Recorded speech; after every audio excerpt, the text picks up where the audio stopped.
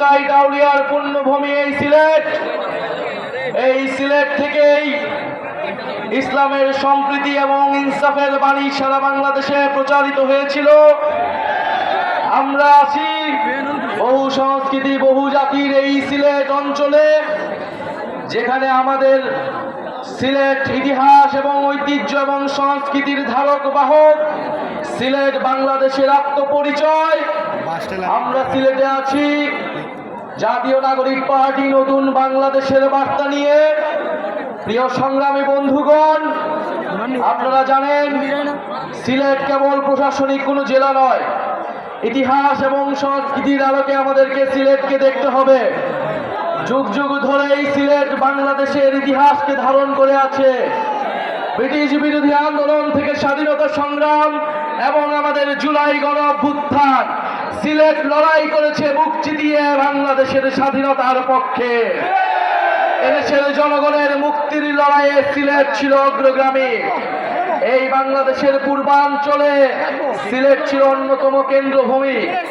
আমরা জানি 1947 সালে দেশ বিভাজনের সময় মাওলানা ভাসানীর প্রচারণায় এই সিলেট অঞ্চলের মানুষ পূর্ববঙ্গের সাথে থাকার জন্য রায় দিয়েছিল। কিন্তু আমরা আমাদের পূর্ণ সিলেট পাইনি। করিমগঞ্জকে কেটে নেওয়া হয়েছিল।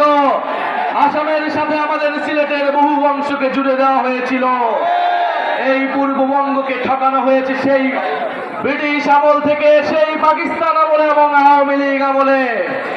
এই সিলেট অঞ্চলের মানুষকে, এই সিলেট অঞ্চলের গ্যাস খনিজ পাথর সব সম্পদ থেকে বারবার বঞ্চিত করা হয়েছে। প্রিয় সংগ্রামের সিলেটবাসী, আমরা আজকে আপনাদের কাছে এসেছি জুলাই গণ অভ্যুত্থানে আপনারা যেই সাহসিকতার সাথে লড়াই করেছেন। এই সিলেটের মাটিতে সাবিপ্রবির শিক্ষার্থী শহীদ রুদ্র সেন, শহীদ এটিএম সাংবাদিক তুরাব, তারা রক্ত দিয়েছে, জীবন দিয়েছে। 17 জনেরও অধিক শহীদ রয়েছে এই সিলেট অঞ্চলে, এই সিলেট জেলায়।